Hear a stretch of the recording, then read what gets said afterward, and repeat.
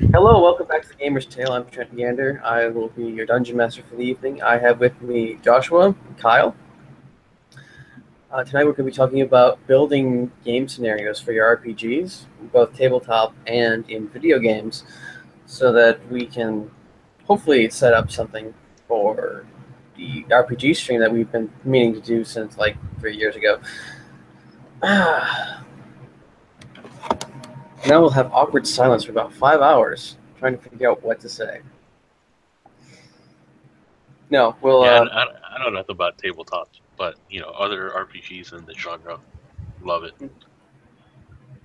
Well, yeah, it's for me. I look at it from a basic storytelling point of view because I like to write fiction.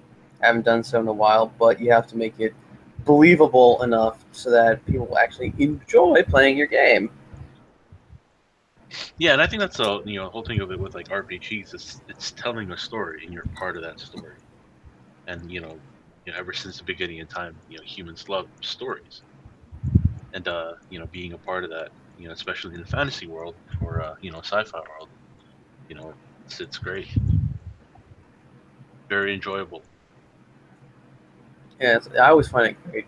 As we were getting into this, I keep being reminded of the new Dark Tower movies. I'm thinking, is there going to be a bunch of like RPGs that are Western themed or steampunk Western themed that are going to be coming out for places like Kickstarter and other things based off of this new crop of people getting exposed to Dark Tower? I hope it does. I really do hope it does because it'll get more people into the genre. I'm definitely intrigued by it. I've never actually read any of the Dark Tower series. Some tell me it's very slow, others tell me it's fantastic. I was like, okay. I mean, there's cowboys and six guns. It can't be all that terrible. I hear they're trying to lump in the entire, like, all of the dense material into the story, into the one movie. That kind of freaks me out a little bit. I thought they were saying that it had happened after the books and was technically a continuation. Yeah, I think they said it was still canon or whatever canon is for the fans because as we all know, like Star Wars. Oh, let's open that one. Yeah. Oh yeah, Kinda that's makes right. You were here 2 times ago with the Star Wars talk. Yeah. I just don't get that, man. I mean, oh hey, suddenly Legends, and then the new canon kind of like sucks. I mean, we'll see. But like I said, I'll wait to pass judgment on this new trilogy after I see the Last Jedi in December. Yeah, same here. Yeah, I'm just gonna take it as is. It's like I still read the EU books. I still like the EU. I just think of it as an alternative reality to what they have now, and it's probably gonna take me 6 months or more after the movies come out, so I'll probably know everything that happens before I actually watch the movie.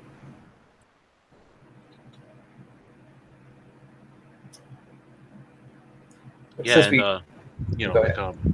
yeah, and like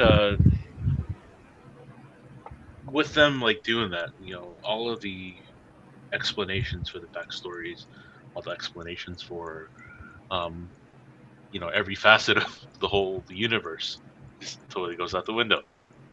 Yeah, I feel like aren't they pulling some of the EU back in, at least like little bits of it? they are. They There was a petition to bring a particular character back, and it has been brought back into canon in the Star Wars Rebels series in the form of Admiral Thrawn. Oh, okay. Really? Yes, Admiral Thrawn is featured in the Rebels. I guess I need to start watching that one again.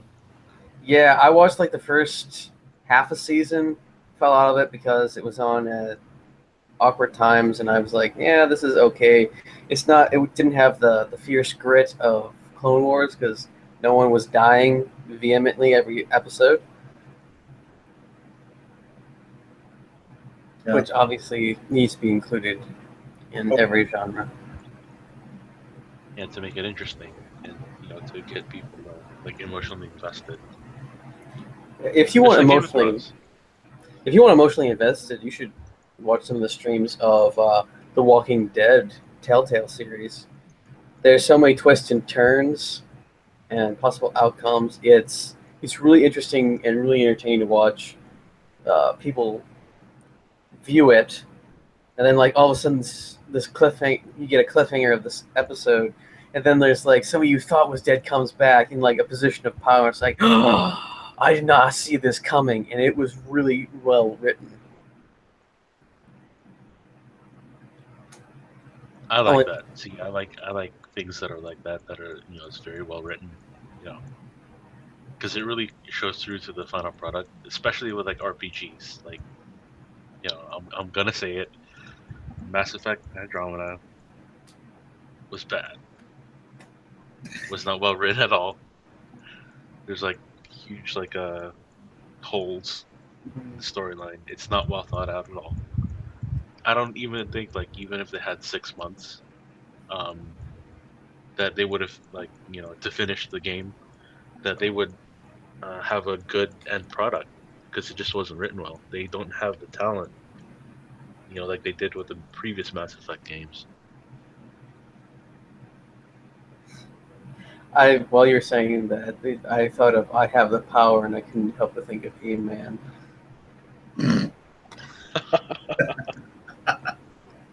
For whatever reason, by the power of Grayskull, has been peppering my dialogue lately. It's like, you know what, this fits right in. Aren't they doing a reboot or something like that? I think they were, that, or there's like a comedy series where it's part live action, and they have someone who's pretty much He-Man and his marital problems. Oh yes, I've seen this. I need to watch that. That's one of the ones I need to watch. What is that called? That was a Fox thing, wasn't it? Yeah, it was Son of Corn or something. Yes, Zorn. There it was. Zorn. Yeah. Did they cancel it, or is it still on? I don't know. Let's find out.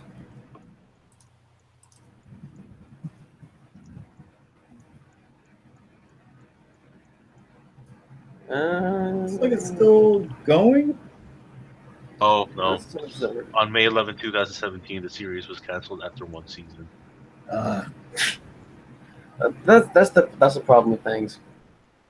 I usually find like really good things like anime, particularly really good ones, only go for a single season of about 26 episodes, and then nothing. And it's like it usually ends on like some crappy cliffhanger where it's like, no, I want more. They did that with Trigun. They kind of did that with Cowboy Bebop, but it's technically continued on in Samurai Champloo.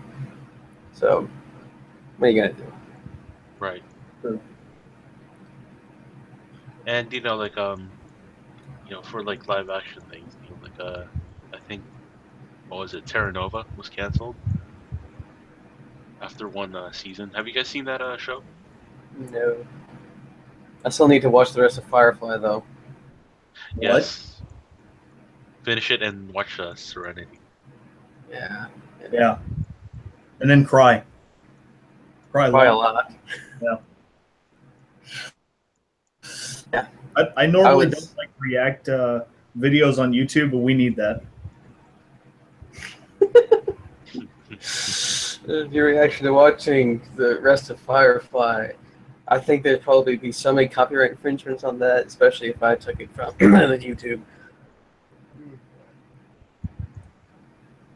Now, what are they going to do? They canceled it anyway. True, that is true. I found, what's that one called?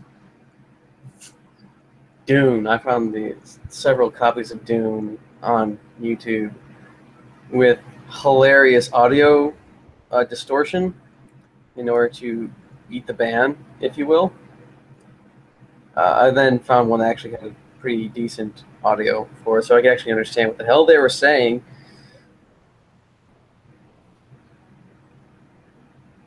Anyway. Yeah. I think every time we talk about subjects like this, we all agree that it's like we need to have well-written stories that we actually give a damn about instead of a cardboard scenario that we get thrown at every 6 months and then it gets canceled. I completely agree. No, wait, I take that back. The cardboard ones usually take 16 seasons, while the good ones last at most 4, or get Yeah, stupid. that just makes me angry. Like, are like stupid people watching? That's why they're tuning into more of the cardboard ones, or is it even like a measure of intelligence, or is it a measure of like people wanting to advertise more for I don't, cardboard ones? Because I I don't mean, know. like Fox has canceled like a whole bunch of shows, One which of doesn't my make sense, you know. one of my favorites was Human Target. It went for 3 seasons, I want to say. Yes, that's the one with Indira Varma, right? I don't recognize actor names except for Oh, Chris Pratt. the chick from Game of Thrones, the Ilaria Sand. I don't watch Game of Thrones. Oh, okay. She was in that? I think she wasn't she? Like in the third season? I can't remember. No, second Uh, season. There's only 2 seasons. Let me see. no, there will be 3 seasons though. Yeah, she wasn't that. Indira Varma. She's like And kind of a small chick. Oh wait, yes, no. the thin chick, the one that became the boss. Yeah. Oh, she's kind of Eastern Indian. Yes. Okay, I know who you're talking about. Yeah, Yeah, she's in Game of Thrones too. that's interesting. Yeah, it's well written. You know, one of the reasons why I'm into the Sword of Truth series. Oh my Have you guys god, read any of it? I've watched the series Yeah, the series is not Legend of the very Seeker. well made. Yeah, Legend of the Seeker. It's not very well made. It's uh, it was written. It was not written very well, so that's why I think it was. It wasn't so We see successful. that a lot. I mean, the Lord of the Rings series is a fantastic series. That's because it's based off a book that was written really well. All the Sherlock Holmes stuff kind of succeeds because they were written really well originally, and everyone's kind of taken that baseline and apply it to the stuff, so it has a, a higher degree of ability to succeed rather than uh, something they pull out of their ass at the last minute. Yeah, it's like purposeful, like suspenseful, well thought out storytelling. So this is why I like that the Witcher series so much, especially the third game, the Witcher 3 Wild Hunt. It's because of the way it plays and the way the setting is. It's more of uh, like watching a movie. Like once you do the actions, like watching a movie, and you're participating in it. One guy, I was in a chat. One guy said, "Should I get the Witcher series or should I just get 3?" One guy says, "Buy them in sequence. Buy Witcher 1, suffer through it, suffer through Witcher 2, and then play Witcher 3 because it's all worth it, kind of." Yeah. Blow your mind. I've been told the same thing, and I'm still debating on whether or not I want to do it. Because I haven't played Witcher at all. Yeah, if you play 3, like, because that's what I did. I played 3, and then I played 1 and 2. Um, if you play 3, uh, you're not going to be lost because the content is so well thought out, so well written, that you're not going to feel lost at all. I was watching a show, I forget which one it was recently, where it was so well written, you could literally jump into any single one of the episodes and know exactly what's happened. They linked it together that well that you could know.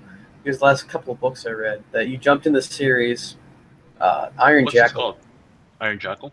Iron Jackal was the book that I read. It's like the third or fourth book in the series, but you got the characters rewritten in such a way that you understood they had a lot of baggage, stuff happened to them, and everything's just kind of uneasy after a recent job that they did, and it was pretty decent. And then there's like only one book after this one in the series. It's like, oh It's man. author is Chris Wooding. Yeah, I think it's Winning. Yep, I'll take a look at that. I'm always Uh, looking for new books. yeah, Something piques my interest. they said one of the things that made me get it says if you like Serenity, you'll like this book. Oh, nice. Okay. Yeah. It's the whole series. I think it's called The Adventures of the Ketty J. So I haven't read the books ahead of it, and I haven't read books after it. But of the one that I read, it was good. I want to read more. I want to find out the series. What, getting in the middle of a series, like, oh man, now I have to go back? Yeah. Well, I got it at the dollar store because it apparently had typos or something in it. And it's like, hey, it's $1. I got $1. It's entertaining.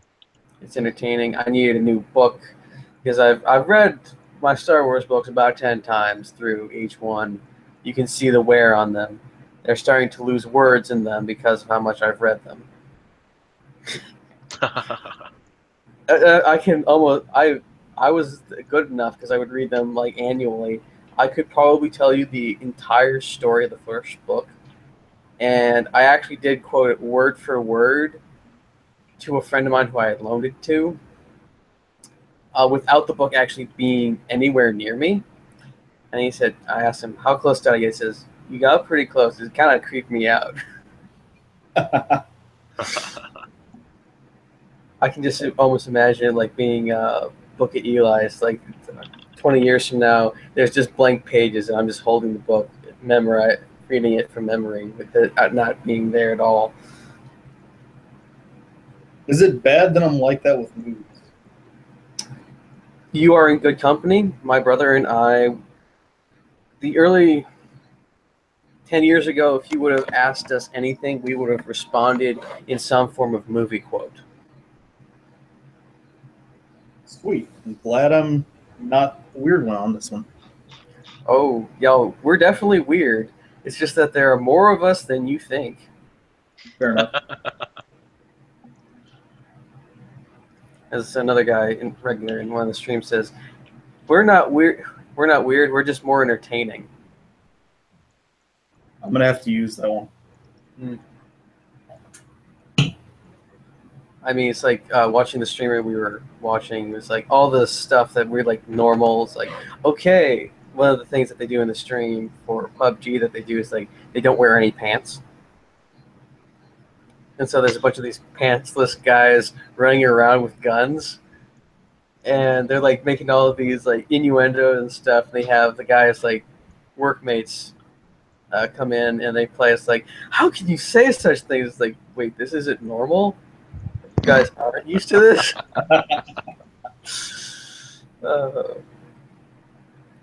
It does get interesting, especially when such warped minds as ours put in time to actually like make RPGs and things, because that's just going to be funny. I'm going to toot my own horn on that one.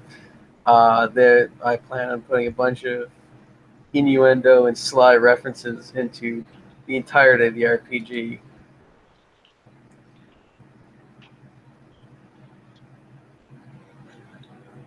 I mean, it's your experience. Why not? What? Which one? I'm gonna use the D&D basic, get some PDFs for it, and then DM it, and hopefully get 5 or 6 people to join in. Sometime on a weekend, sometime in September or October. Is that? If you're interested, we're always looking for people and stuff. Wait, what are we talking about? We're going to have a tabletop RPG stream on this channel. Oh, cool. Okay. So what? You said D&D, right? D&D, yeah. Most likely 5th edition. I hear that's kind of the easiest one to deal with. You ever play any of the Warhammer? I'm thinking about doing that, but it seems like a money pit and a time, It would probably. You mean Warhammer Fantasy, Warhammer 40,000? Warhammer 40,000. Okay. The games are expensive, and the figurines are definitely a money pit. You're gonna get 4 Space Marines for like $60 or more, and then you have to paint them yourself.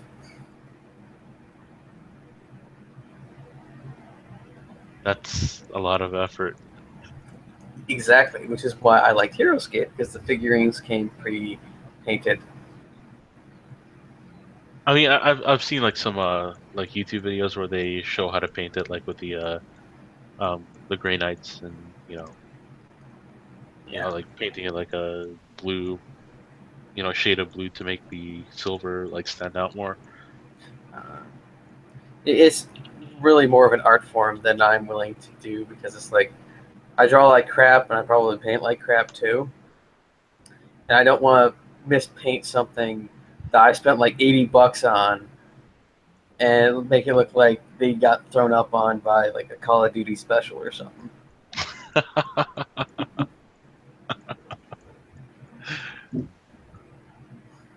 Because there's no chapter uh, orders that have that color scheme. It's all solid colors and maybe a few undertones. So you're telling me there's no bro chapters?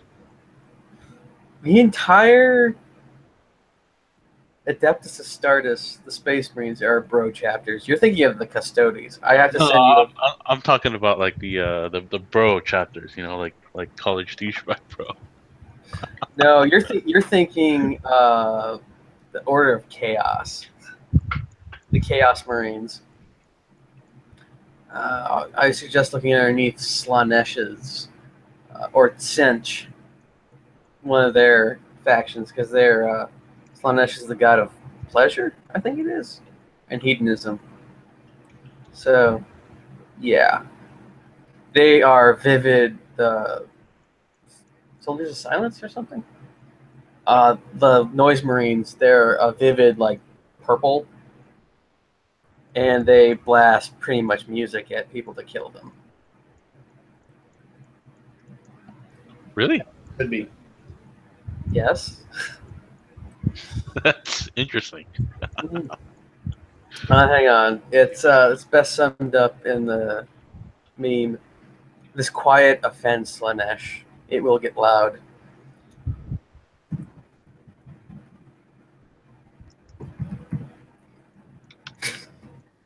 That's like it's not as bright as I had portrayed it, but it's still Yeah, I can see the decent, artwork on this, man. Just wow. And that would take like hours upon hours to do correctly. right? I mean, it is. It's something that's like I'm not going to get into it because of how terrible it is. To if I screwed it up.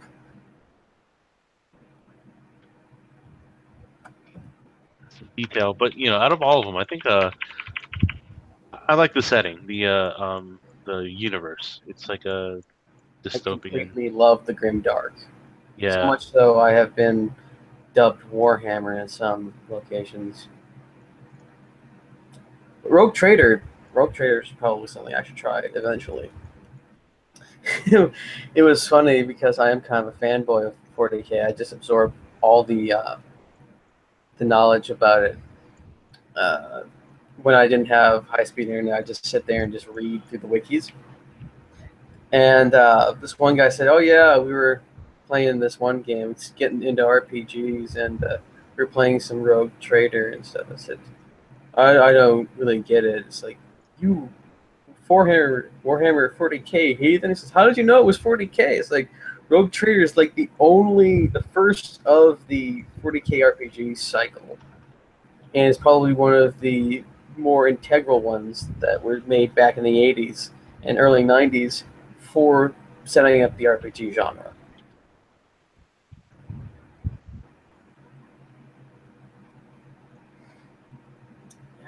and don't they have like what do you call this, like battlefields that you can like by and They don't play have it. battlefields, but they have like terrain and. Oh they yeah, have- terrain. That's what I meant. Yeah. Yeah, they have terrain, and you can build fantastically large things. Quite literally, a good-sized house would probably be able to be filled up with a decent-sized battlefield. Ooh, nice. So this actually depends on how much disposable income you have, and how much space and how many tables you want to put together in order to set up as big a battlefield as you want. I experienced something and similar. like people to play with, because you just can't like go in and just do it yourself. It's just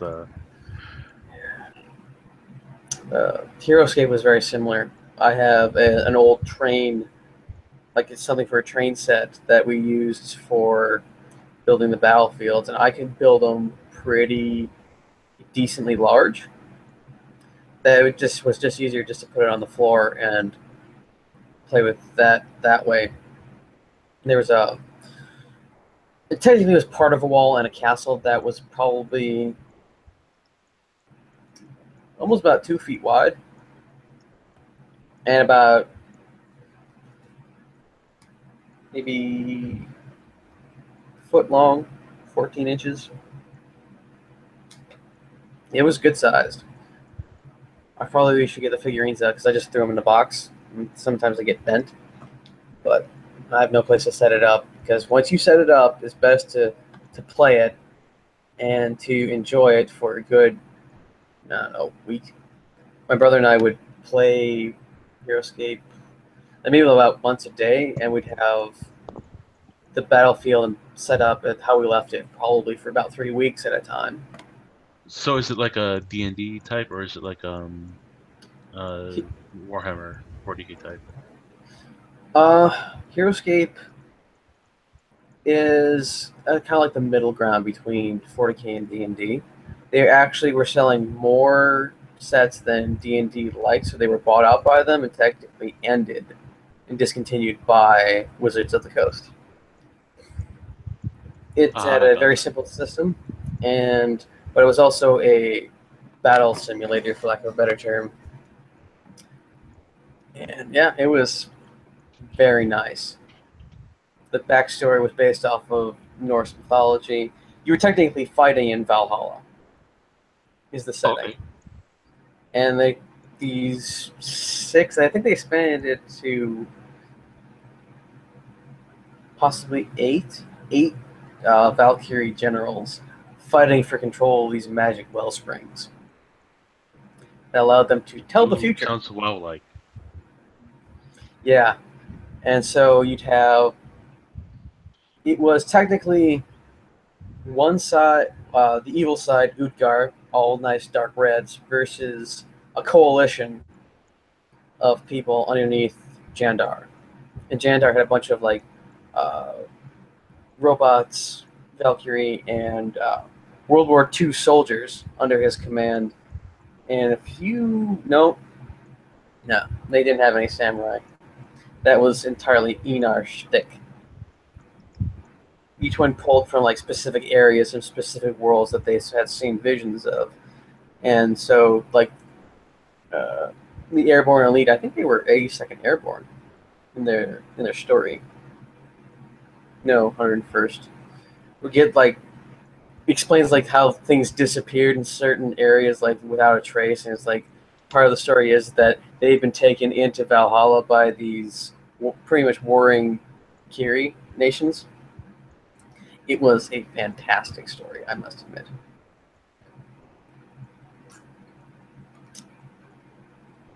They offered pretty much something for everyone because they had Vidar, who was like all sci-fi Matrix and things.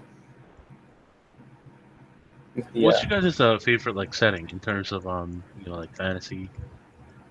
You guys like like elves, dwarves, and like humans, gnomes, or are you guys into other things like dystopian, like Mad Max kind of thing? I find a bit of appeal in all of them, but I definitely do prefer fantasy. But I am drawn more to dystopian eras because they can be put on. They can kind of layer. into each other. Because I can have a dystopian fantasy world. There's a book series like that too. The Shannara series. Shannara Chronicles Yeah. with Al-Anon and all that. Mm-hmm. So I actually put it into my primary email account. Al-Anon. Yeah. I rarely come across anyone who actually understands the reference, but I made it like when I was 15, 10. I don't know. Yeah, you know, what's his name? Like the live action one from MTV. Yeah, Shannara Chronicles. I mean, it was kind of okay. I never watched it. I only read the first 3 books, and there's like 6 incarnations of it.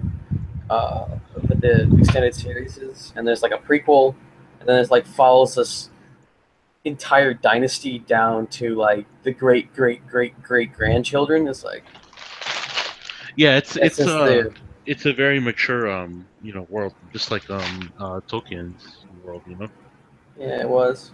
I But found it interesting that it was like a medieval setting, but it was set in the future.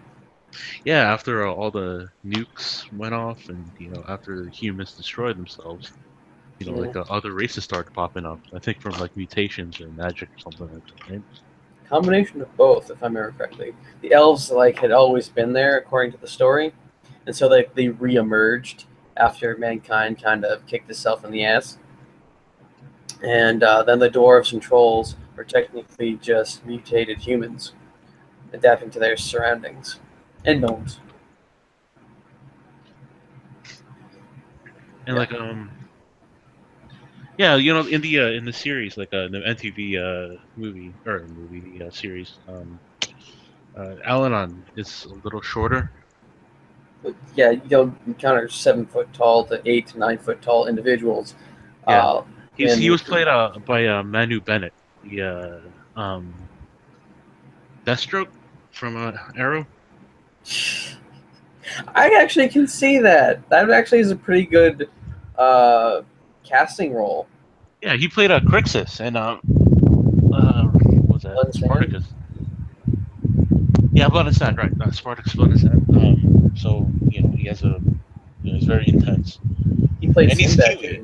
too. Great acting. Yes, he's Kiwi, so it's like a different accent, so kind of more believable than which I don't understand. Like with movies and like series and stuff, uh, a lot of them are like speaking like different accents. Like why is it like in like space movies, it's always like a British accent.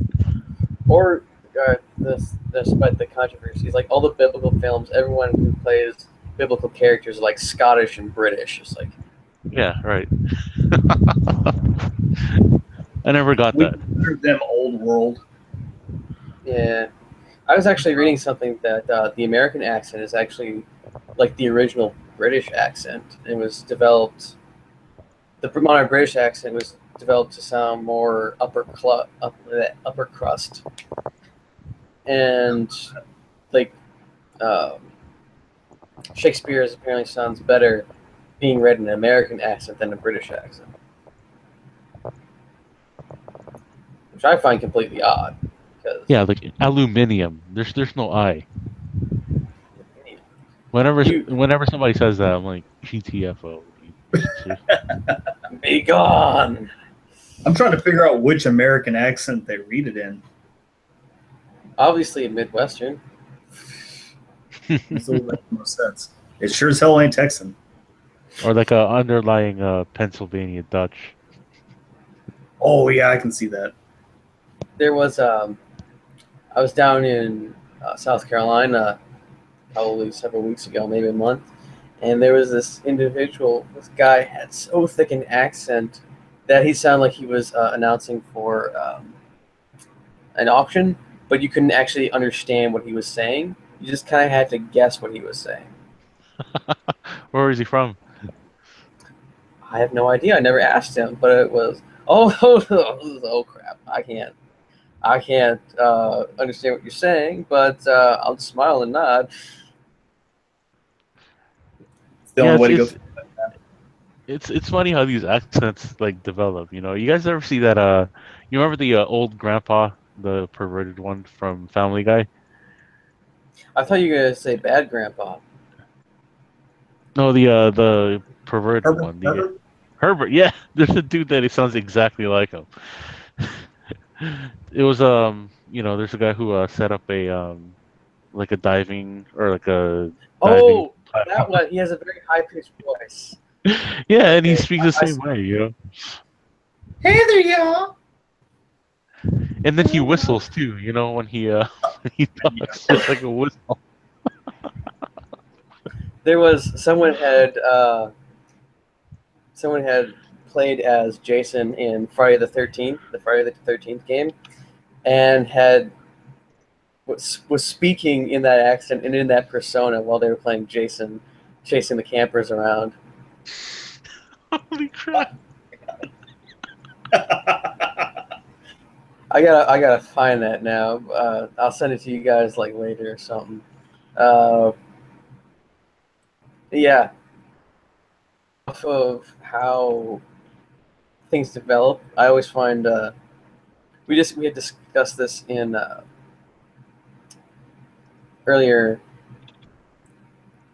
um, shows that you just pretty much make a frame and let the people who are in the RPG, or for at least for the tabletop, fill it out. Otherwise, you're gonna get pretty much uh, disappointed because they're not going to follow through with anything that you planned, especially if they're inventive.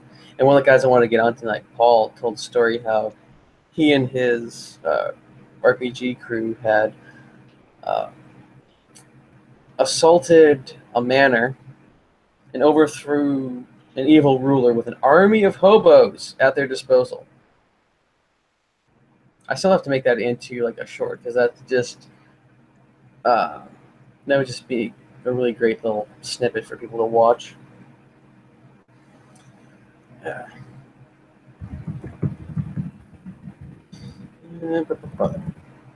Yeah.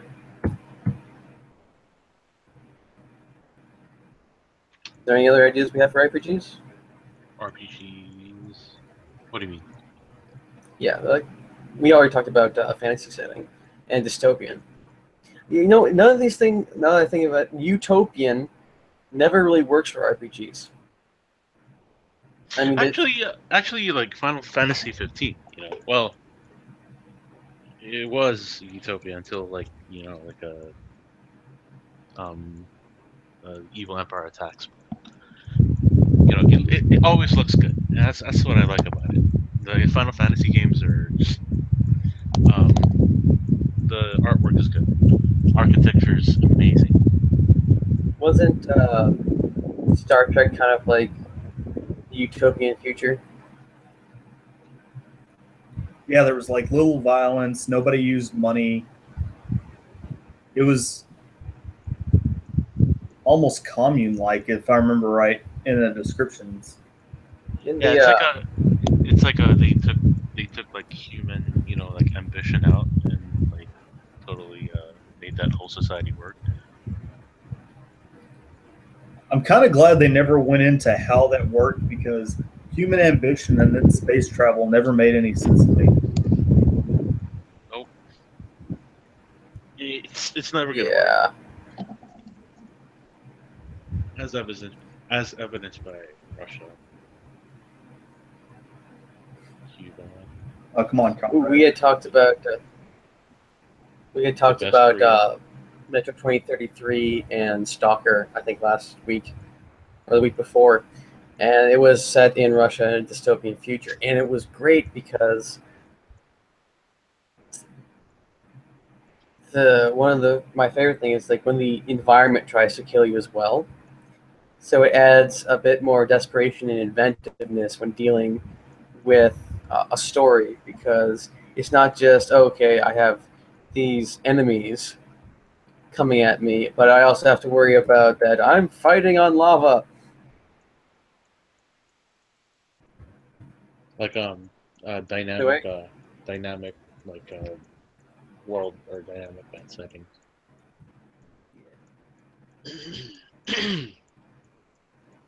I wish more games did that. Yeah, me too. It's like there was there's like a need to have the gas mask in 2033 because of how polluted the air is, and it adds a layer. Also, I think like in games like This War of Mine, adds a layer of desperation and just something that people really don't think about. It's like, okay, how do I move around if I can't actually use the air? It takes your priorities in an entirely different direction rather than I want loot. It's like I hope they have bullets and I hope they have a gas mask on them. Otherwise, I'm totally screwed 5 minutes into the game. I like that, and sometimes it to a degree, because sometimes like it gets like too much, like uh, survival mode Fallout 4. There's a game we keep referencing on here. It's called the Red Markets. I really want to play it. I really want to buy it because it's set up as it's pretty much an economics simulator, only in a post-apocalyptic economy. Trying to figure out how you're going to pay your bills and survive outside of the class warfares inducing rich people's paradises. Did you guys ever watch Defiance? Because it seems like a post-apocalyptic kind of thing. I I caught the first season and then part of the second. I think they're up to season 3 or 4. Yeah, I think it was Yeah. season 3 or 4, and then like they ended it because it was It was a cool take on everything. It was. I enjoyed it. I didn't really watch a lot of it, but it's kind of like one of those weekend shows that you kind of catch on, at least for me, on Sunday. It's like, okay, now I'll watch the entire season that they put up on Sci-Fi for the week and never see it again because I'm busy at the time that actually is playing. Sci-Fi has actually been doing pretty well with the little series like Killjoys and Dark Matter. and The Expanse. Love those three. Oh yeah, series. people keep telling me to watch The Expanse. It's really good, dude. I also It's really good. It's better than I like Dark Matter. Yeah, it's better than Dark Matter. I like Z Nation. I've seen like snippets of it, but it seemed just like really kind of corny to me. That's why I kind of like. It actually is. It's a parody of zombie films or zombie survival. It's actually like a parody of The Walking Dead. Yet they seem to be smarter than the people in The Walking Dead. And here I thought So it's nothing. this Wow. They have to watch this. What? Now. Yeah, Yeah. Z Nation is mainly for comedic effect. I had just like watched one episode of it, then I was hooked. I actually came in a couple episodes after the first episode, so about episode 4, and it was fantastic. Mainly because it was partially cheesy, yet somehow it takes itself seriously at the same time. It was birthed from the zombie craze about 6 years ago. Yeah, it's kind of died down a lot. Which I am grateful for because all the zombies themed merchandise was starting to grate on me. And another zombie B flick. Hornady.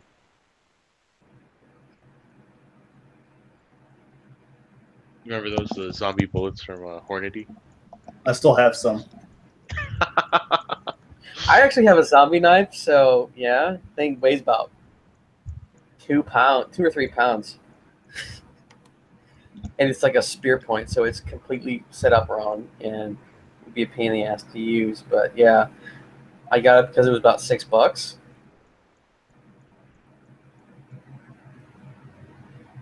That's the best reason to buy it. Oh yeah, the knife I got with it was about $10, and I like it. I like it a lot.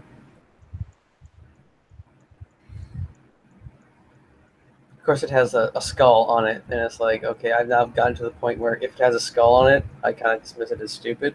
But I like this knife.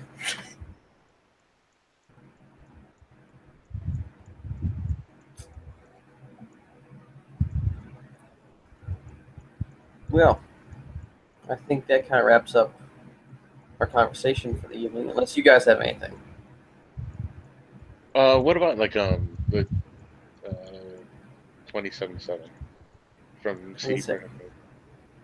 2077. Yeah, the Cyberpunk 2077. Cyberpunk. Cyberpunk is never. The Iron Jackal is cyberpunk to an extent. I haven't really gotten into a lot of cyberpunk genres of things, but What do isn't you that guys very think? Like, what do you guys think of steampunk? steampunk? Like, Isn't that very similar to what's it called? Black glasses, black with a jacket. What's it called? Shadowrun. Shadowrun. Not There familiar. you go. I've heard it. I haven't heard that name in a long time. Oh yeah, I had an SNES emulator for it. My brother plays it. It's like, yep, this is once is enough. 5 years later, he's playing it again to completion. I think it's more like like the League of Extraordinary Gentlemen. Oh yeah, I actually one of the very few movies I've actually seen. Not in its entirety. I have a problem with that. It wasn't as bad as what people have claimed it to be. No, the parts I saw of it, I liked. It Yeah, it was seemed, enjoyable. yeah, it was part of the. I put it in the grim superhero movie series of things like Hellboy and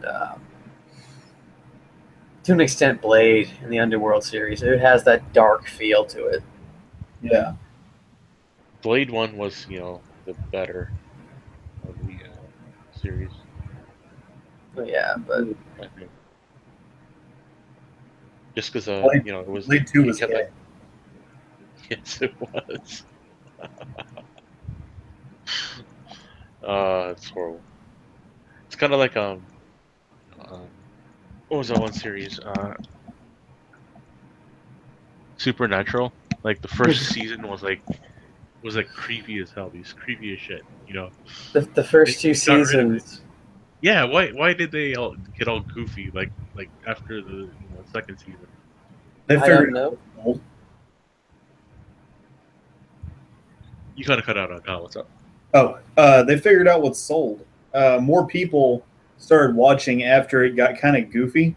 Uh huh. Like their play on their agent names, like Agent Simmons, and like they do Kiss characters, or they do other rock characters. People dug the goofy stuff part of it, Yeah, and they went away from all the storytelling.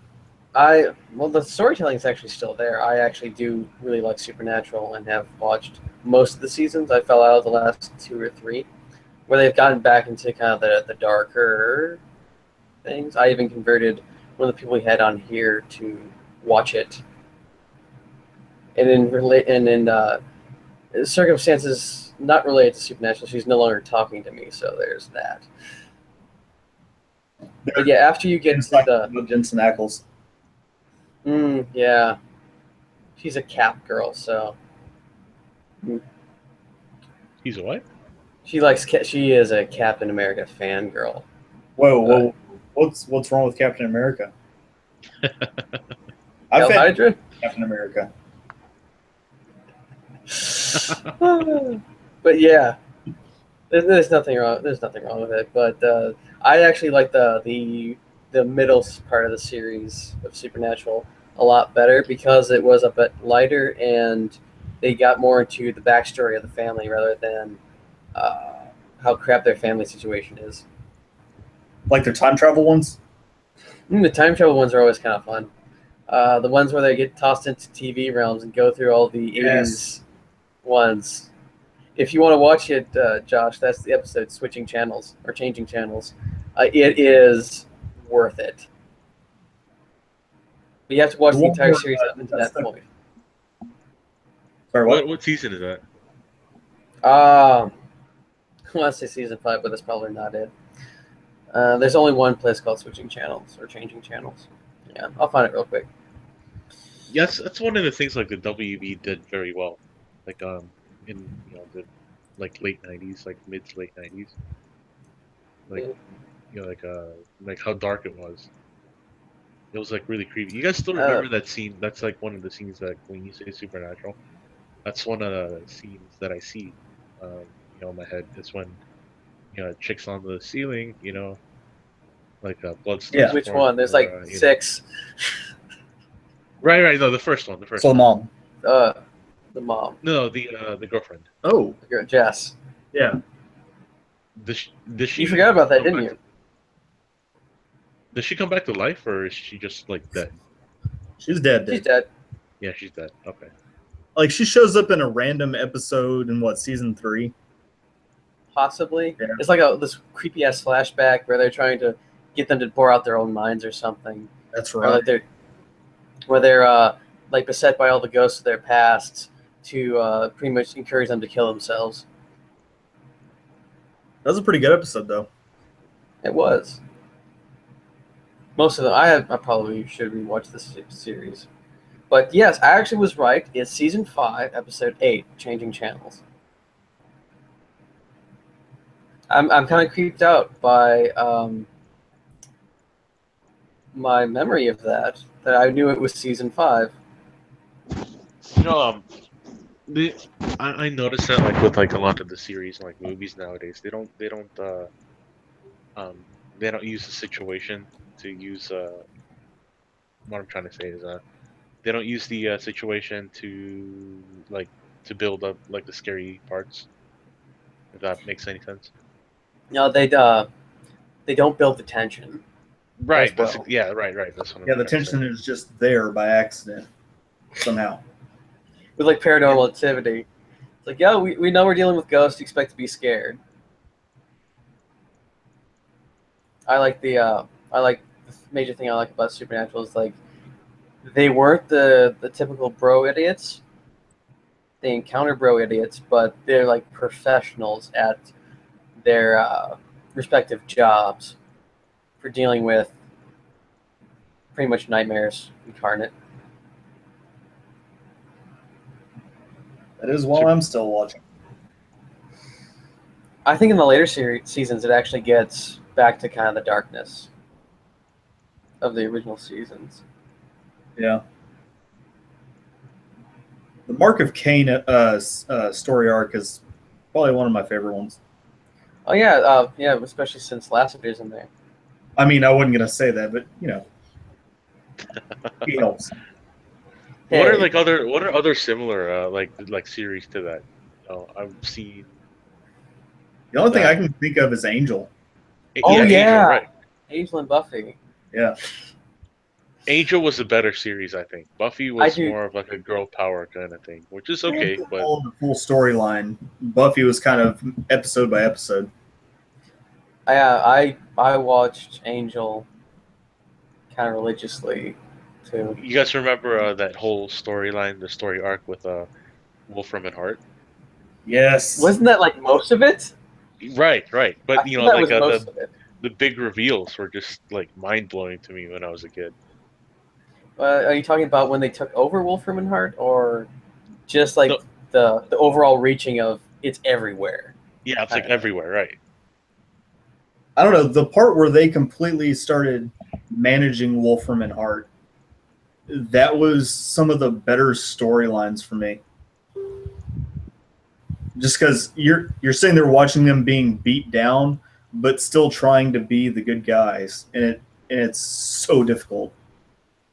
I always think of Angel. Now that I think about it, Angel is pretty much broken up into 3 seasons or 3 major arcs.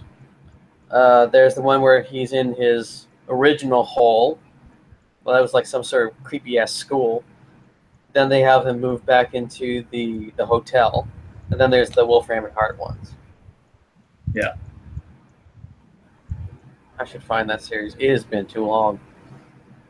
I think I feel that it is on Netflix now. I should rewatch it. It was such a good And they had I a feel charisma character.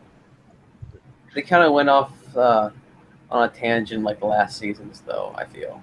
Yeah, I hate how they killed off the girl, Fred. Fred. Yes, Yeah, I don't know. freaking And then she hated him. went. Her being Illyria was kind of fun. Having to relearn. It was. Quirky. It was a It bit. was quirky. But then she kind of reprised the role again as Root in Person of Interest. Really. Oh, She cool. Okay. she was she was a creepy uh, tech worshiper who killed bunches of people that you eventually grew to love. I didn't realize she was in Persons of Interest. I may have to watch it now. Yeah, me too, man. That sounds good. I Dude, I'm would. like learning about all this. Dude. This is awesome, man. I'm converting more of you. Yes. Haha. But yeah, Person of Interest on its own is just a good ride. It. I got into the librarians a little bit, but I dropped off. Yeah, it's librarians had so much potential, you know. That's what I really hate when they waste a good baseline. Yeah, it was such a I don't know. It's the it's just because they're kids, you know. Yeah. I think they should have started it in between the movies. Mm. That would have been like, what was it? The Spear of Destiny was the first one. They should have started introducing more of them, like two of the characters, Yeah. and two more of the characters after the next one. It kind of felt rushed and kind Yes. of feels forced. I feel that Librarians is really TNT's attempt to replace Falling Skies, which is also a nice dystopian setting, and Leverage. I like Falling If, Skies. if you I finish wish it, I would have gotten in on the beginning of that one. the beginning was definitely worth it. I feel it's like the alien version of Z Nation and The Walking Dead. But a little bit darker. Yeah, there's definitely in the beginning there's much more. You feel there's more on the line because instead of just zombies coming up and killing everything, there's there's a driving force behind what's happening rather than just, oh yeah, there's just a plague going on. No need to worry about this. Like, no, you're a valuable resource in the intergalactic community now, and we need your flesh. Right. Somehow I turned into Lee in that few seconds. That was alarming. We're not going to judge. Well, maybe a little bit. You guys seen that other series, Shadow Hunters? Uh, Is that the tween one? yeah, It that's the looks like tween a one. tween one. You know, I My, had my brother's really into the Shadowhunter series. I just don't want to watch it on Freeform. no, it's the books are a little bit better, but it kind of like pisses me off because you know, for so-called like warriors that have been trained ever since like age, they make stupid mistakes. That's another reason why I liked Supernatural because they seem to try to avoid the mistakes, Right. but crap still happens. Right. When they do make mistakes, they roll with it and just go, and keep going. Yeah, Like real people. yeah. You can identify with them on a human level. What other series have I stopped watching? What about the what is it? I Am Number Four. You guys remember that movie from like 2011? I had such high I hopes wa- for that. I watched like the first hour and I left because I had stuff to do. So you can tell You didn't- that's how. No, it wasn't even the first hour. I got to the point where stuff started to happen, and then I had to go eat something, or I don't know what. Some I just know it extra didn't end. popcorn. You did, yeah. You still it was. Yeah, it wasn't. Despite my dislike of Force Awakens got my attention more than I Am Number Four. It was the books were a little more complicated, but just like um you know, like some of these other tween series, it doesn't it's not believable the way they make like their decisions, and Yeah, even like guns and for shit. Like, whatever reason, the dystopian scenarios or near dystopian scenarios seem more believable, I guess, than the ones you find in the tweens. yeah, it's like them trying to like emulate real life. Like Yeah. some of the writers like okay, so um the guardian of the dude in I Am Number 4. You remember how he dies, right? No. Wait, no. Doesn't he get killed because the guy does something stupid? Yeah, he No, was. he gets stabbed in the chest. You know, you remember where they, you know, You well in do the book. realize I So said I watched like the first half hour of it, and then yeah, they're like left. driving away from the dudes, and then the guy jumps or one of the bad guys jump onto the pickup truck and stabs him. He tries to shield it with his hand, but it goes through the hand and goes into the guy's chest. Yeah, I remember now.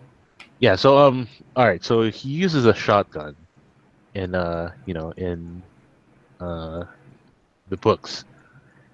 The thing is, if he uses a shotgun, why doesn't he have any like automatic weapons? He has money, he has connections. Oh, you're gonna save us with like your powers and shit. But the dude doesn't have powers. The Guardian doesn't have powers. He uses like tools and shit. Why did he not make anything like that? He's supposed to be like a military tactician and a genius. And why didn't he have any traps laid out? Why didn't he have any guns? He gets shanked in the chest, and it's a Yeah, failure of the right. class. So that's like a failure of preparation, man. So I got so pissed that I stopped. I bought the whole series. I stopped in book one like three-fourths of the way.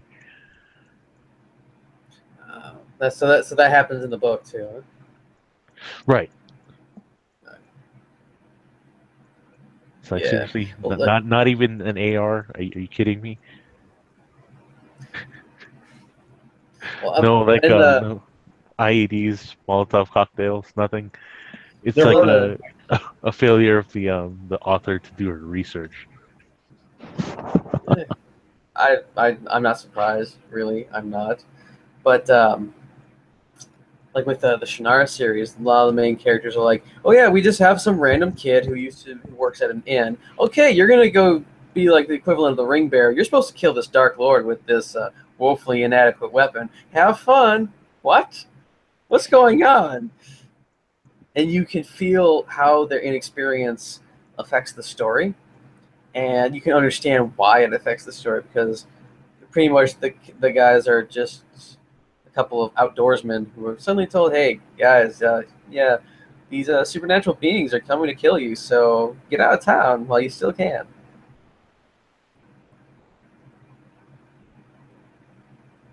And it's they have at least for at least a time they had Alan on with them, but Yeah, in the books, he's there. He's introduced. He says, "I'll meet you someplace."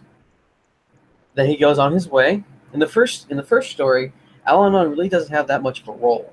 He's just kind of guides some stuff, and he helps them in like the very last uh, section, except for when they actually went through the Hall of Kings. And beyond those parts, Al-Anon does not help uh, really the guy who they're trying to get to do something at all. Just because it's like the whole Gandalf Frodo thing. We'll keep them as far apart as possible to make sure that they don't get killed. Only instead of Sam, they have a troll and a rogue of some kind. yeah, Tolkien's version, Tolkien's story was much better. I think it was like more like well thought out and written well. Yeah, Better. I'm still a little mad that we took the Hobbit and made 3 movies out of it. Because I've read the Hobbit a lot, and it's like there's not enough there for 3 movies. I mean, one really good movie that's probably 3 hours long, but not three-hour movies. Completely agree. They made money off of it. That's for sure. Oh yeah, I'm sure they'll make money off of Star Wars too. Doesn't mean it'll be good. You know, I like Tariel, even though she wasn't in the books or in the book. Did you like the triangle though? You kind of broke up. What's up? Oh, sorry. Did you like the awkward love triangle though? Yes, that was funny. But I'm always a fan of Evangeline Lilly, wherever wherever she is. okay, so I have not She's seen in my all. she's in my top 5. All right. I have not seen the last two of the Hobbit series, but I am familiar that it's Legolas, some auburn-haired chick, and who's the third part of the love triangle? A dwarf, Killy, right? Kili. Yeah. Oh wow, Yes, I know. that sucks for Keely, man. No, he spoilers. He does better than Legolas. Yes, No, he does. I mean going on him dying in the book. Oh yeah, right. Yeah.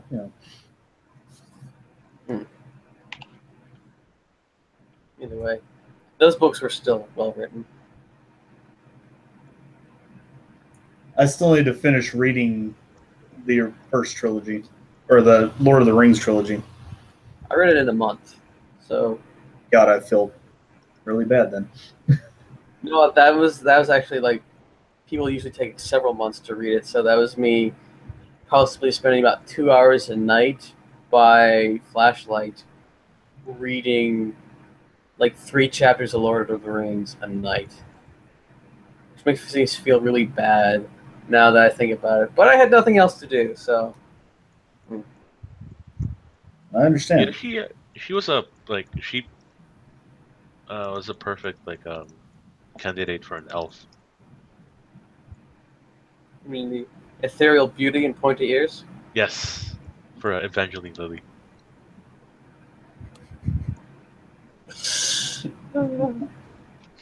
What?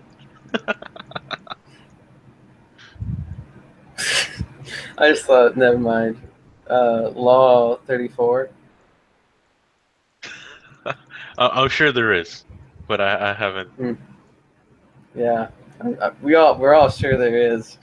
I just find it unbelievably amusing that it's like we all started pausing and all started laughing, despite not knowing what each other was thinking. But we knew what each other was thinking.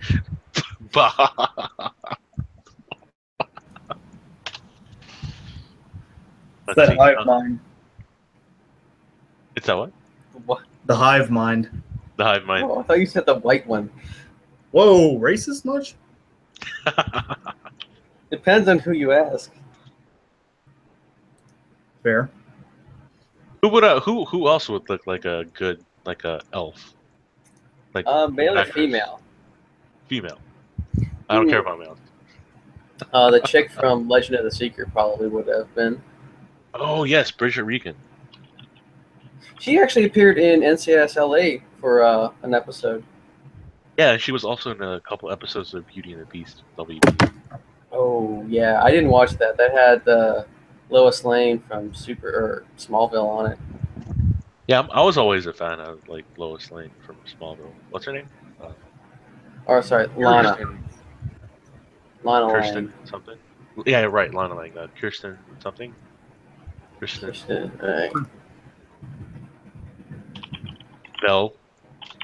No, it's Kruick or Kruek. Kristen Krug. Krug. That's what it was. Yeah. Kreuk. Krug.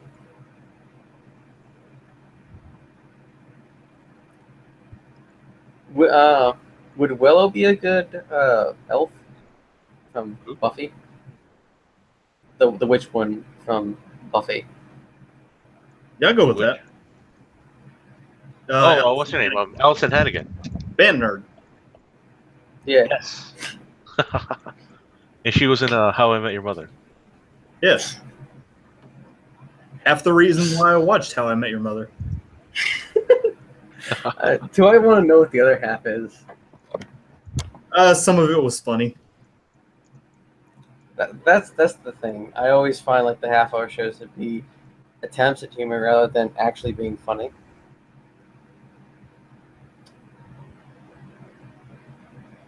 Because we're apparently naming off all the elven characters that can be played by women.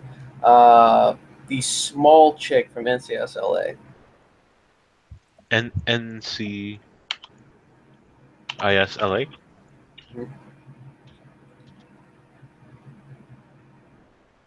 She's the data analyst, not the boss. Oh yeah, I can see that. I Yeah. can see that. I mean, she's pretty much half elf now. Right. She's like 4 foot something. Right.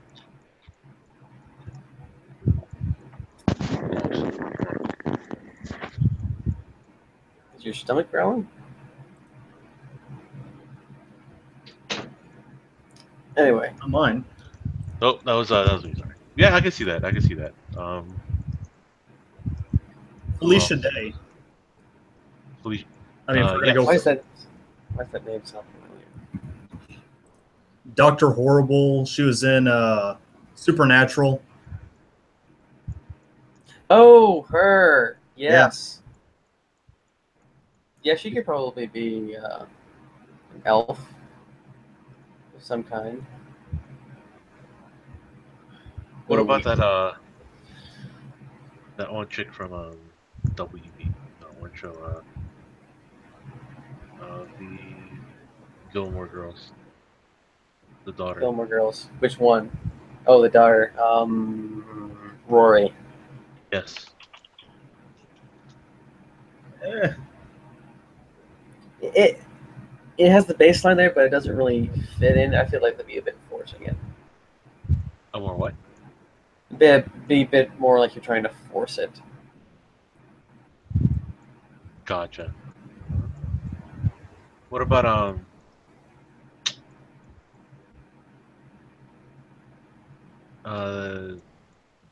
that chick from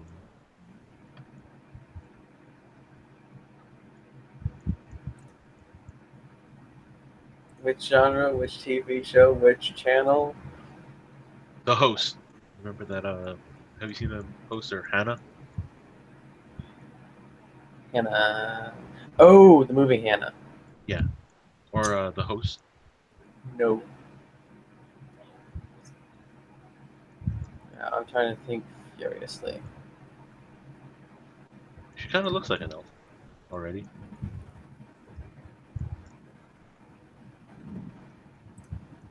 I don't know that one. Let me.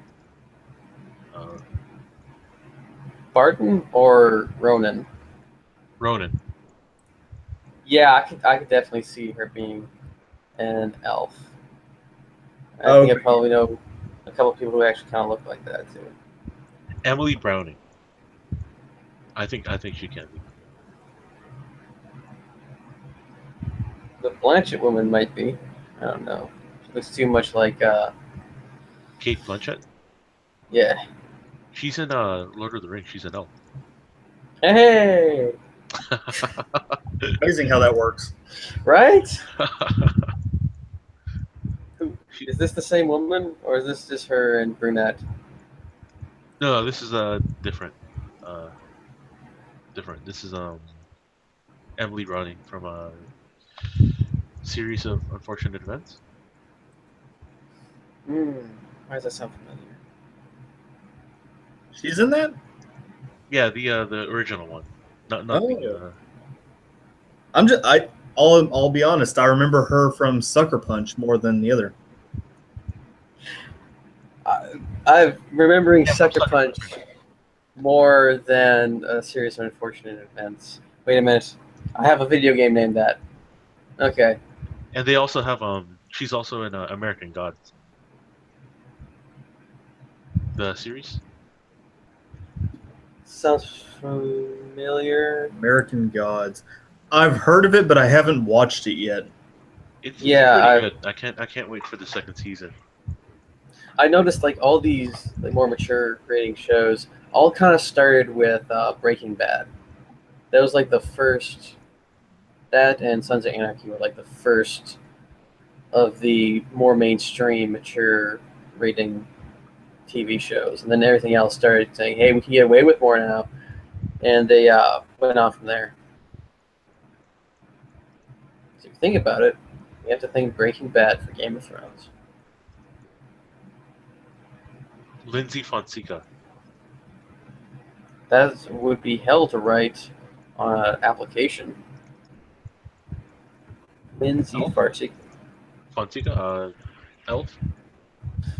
Isn't she from like the OC? She's also the daughter in How I Met Your Mother. She was also in Super bad. Not super no, it's bad. not super bad. It was Kick-Ass. Yes, that's what it was. Oh, was Yeah. she the daughter? Yep. She was the girlfriend, love interest in the first one. Oh, yeah.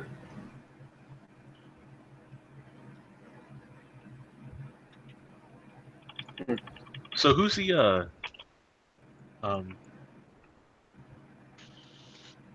actor for the lead actor for Kick-Ass?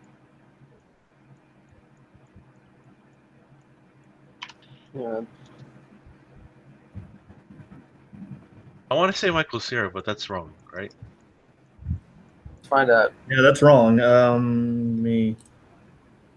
A second. All I see is Nicolas Cage. The lead actor? It was Aaron Taylor Johnson. yeah. Oh, okay, it's a different one. Yeah. Why do I think it's Michael Cera? He's in everything. Mark Strong's and everything too. Yeah, he is, but he makes a really good bad guy. Yeah, I just recently watched the end of Kingsman, and he did have a nice character in there. I'm pretty Yeah. excited to see him in the new one. Me too. When's it come out? Uh, September 22nd. That's what it was. Okay, Oh, nice. that's pretty close. It's also my birthday. Oh, Really? nice. Yeah.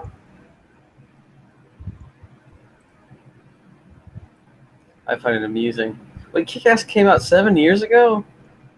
Why the hell does that make me feel old? No, it makes us all feel old. yeah.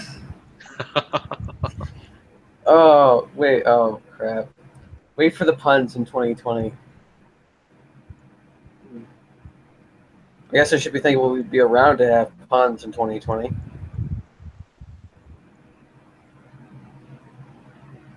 Yeah, you know, all the upcoming actresses, I'm not seeing any good talent. You know, great talent. There's not a lot of them. You could probably count It them doesn't on really one seem to hand. be like there's a lot of talent in music or acting. Yeah, like Valerian and a Thousand Pines. I had such high hopes for that movie. It really did bomb, didn't it? It did. It's because of the script and the delivery was flat. There's no chemistry Oh, between the actor and the actress. I think they wanted to. I think she was she's not a great actress. Cara Delevingne, great model, no. but Oh, boy. maybe she can work on it. I'll reserve judgment, but yeah, the delivery was flat. I don't They know. also, He wasn't much better. I remember him from Chronicle. Yeah, he wasn't much better either. I wanted Chronicle to be so much better than it was because of the idea of him being that bad guy. it's kind of itself. Yeah, that's one of my that's a really good movie. I like it. Oh yeah, even with him, it went a different route than I guess. Would you call it a superhero movie? I would call it a superhero movie. Yeah. Oh, that one. Yeah. Okay. I found it intriguing because it seemed like a bunch realistic in such a way that a bunch of teenagers start dicking around after they discover magical abilities or whatever. Wouldn't you? Probably. Hell Yeah. yeah, That's why boy. it's realistic. I mean, if I could float, and there's a joke about it, but if I could float, if I wouldn't try and save anyone or anything like that, I would just do practical jokes where I would accidentally be bumped into, and then I would just slowly float away, and I would start freaking out about it. Just like move random things across their desk. Yeah, That's awesome. get shot with a rubber band and slowly float into the sky. Kind of like the ad from Harry Potter. Yeah. Or hold on to a tree and say, "Help! I'm floating away." And as people try to help you, just no.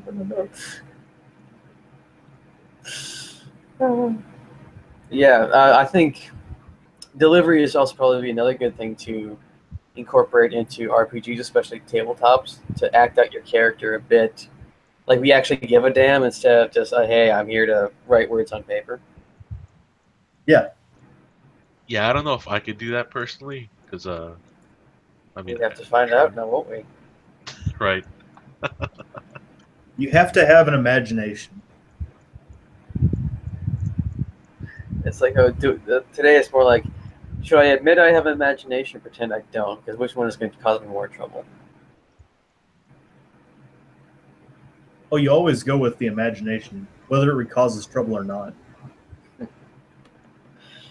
This is one of the things that I mentioned before is that most of the fun of tabletop RPGs is not actually succeeding in your task.